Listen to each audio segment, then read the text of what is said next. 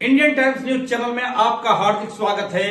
आप देखिए, आपके लिए बहुत सहूलियत की बातें आपको बताने जा रहे हैं। बहुत खुशखबरी है और जो रिटायर हो गए हैं उनके लिए भी बहुत बड़ी खुशखबरी है। ध्यान दीजिएगा, अब आपकी सर्विस सुनिश्चित है। ध्यान रखिए, ना एज का बंधन, ना किसी चीज का बंधन। अब आउटसोर्सिंग पर भर्तियां होंगी और जिसमें आपको बता दें कि जो भर्तियां अब होंगी तो उसमें तहसीलदार की भर्ती होगी, नायब तहसीलदार की भी भर्ती होगी, राजस्व निरीक्षक की भी भर्ती आउटसोर्स पे होगी और लेखपाल की भी भर्ती आउटसोर्स पे होगी। अब इनका थोड़ा ध्यान से देख लीजिएगा, मानदेय क्या होगा। तहसीलदार का मानदेय होगा 35,000 रुपए, नायब तहसीलदार का मानदेय होगा 30,000 रुपए, राजस्व निरीक्षक का मानदेय होगा 29,000 रुपए, लेखपाल का मानदेय होगा 27,000 रुपए। और सीधा और ये आपको बता दें, नगर निगम गोरखपुर की ओर से ये जगह निकाली गई है और भारतीय जनता पार्टी करने क्या जा रही है, आउटसोर्स पर भर्ती करके ये साफ कह रहे हैं, स्पष्ट है। अब आप समझ लीजिएगा, जब चावल की हांडी चढ़ी होती है तो एक ही चावल को देखा जाता है, गल गए या नहीं गल गए।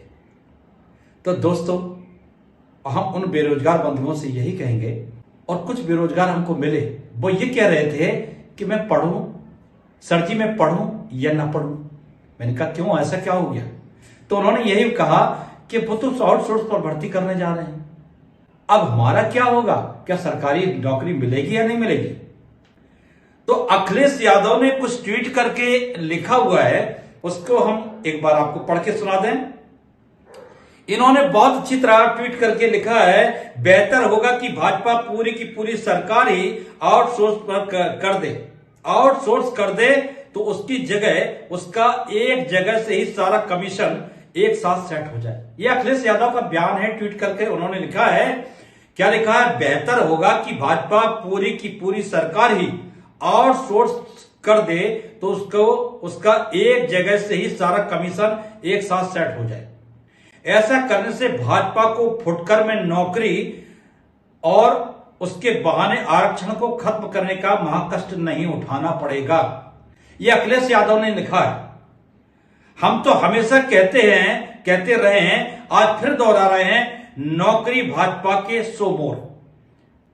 यानी कहने का मतलब जो है कि ये कहना चाहते हैं कि मैं तो कहता हूं कि यानी भारतीय जनता पार्टी आउटसोर्स की जरूरत है क्या, वो तो सीधा पूरा आउटसोर्स पर सब कुछ कर दे, क्योंकि न ये नौकरी दे पाएंगे, क्योंकि अगर नौकरी देने का प्रयास भी किया तो इतनी लंबित हो जाएगी कि 8-8 साल पहले की नौकरी, अभी तक ज्वाइनिंग लेटर नहीं प्राप्त हुआ है। तो ऐसा यूपी बोर्ड भी बना हुआ है, उसमें भी ये चल रहा है।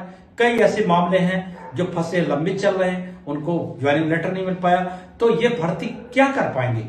सोचने वाली बात है।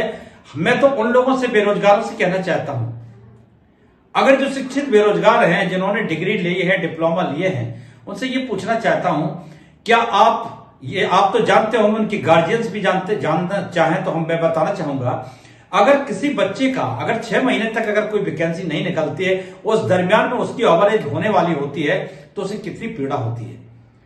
क्योंकि ओवरेज होने के बाद फिर कहीं भी सर्विस का कोई भी नहीं रह जाता है कि वो सर्विस आपको मिलेगी। सरकारी सर्विस से तो नाता खत्म, दूर दूर तक। और रही बात प्राइवेट, तो प्राइवेट जॉब में कोई लोग समझते हैं प्राइवेट जॉब में बहुत लाभ है, लेकिन प्राइवेट जॉब में जितनी वर्किंग है, उससे वर्किंग से भी अधिक तो कार्य होते भी हैं। और अब तो जो है सरकारी विभागों में भी प्राइवेट से अधिक कार्य करवाए जा रहे हैं। मैं आपको बताना चाहूंगा कि जहां पर उत्तर प्रदेश के अंदर कंप्यूटर ऑपरेटरों की भरमार आवश्यकता है, एक कंप्यूटर ऑपरेटर नहीं, कई हजारों कंप्यूटर ऑपरेटर की आवश्यकता है। बी फार्मा वाले बैठे हुए हैं, एलोपैथी बी फार्मा के बैठे हुए हैं और डी फार्मा के लोग बैठे हुए हैं, जीएनएम बहनें बैठी हुई हैं, लेकिन उत्तर प्रदेश सरकार के कानों पर जू नहीं रेंग रही है कि हम कुछ भर्तियां निकालें कि बी फार्मा वालों को, डी फार्मा वालों की एज निकलती जा रही है, इनके लिए कुछ ना कुछ करें। आखिर ये करना क्या चाहते हैं? अगर जॉब नहीं देना चाहते हैं तो वो कोई धंधे में जुट जाए, पहले से जुट जाए, कुछ ना कुछ तो करें। ये डिग्री लेके क्या करेंगे? क्या उससे सर्दियों में तापा जाएगा डिग्रियों से?